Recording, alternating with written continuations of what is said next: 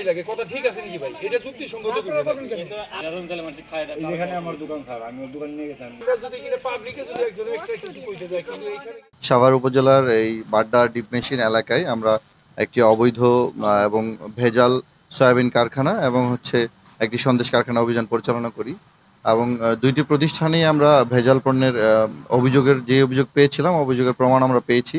এখানে আমরা গিয়ে দেখেছি যে অনুমোদনহীন কিছু সয়াবিন তেল, ডিটারজেন্ট এবং কিছু শিশু খাদ্য ছিল, যেগুলো আমরা জব্দ করে ধ্বংস করা হয়েছে।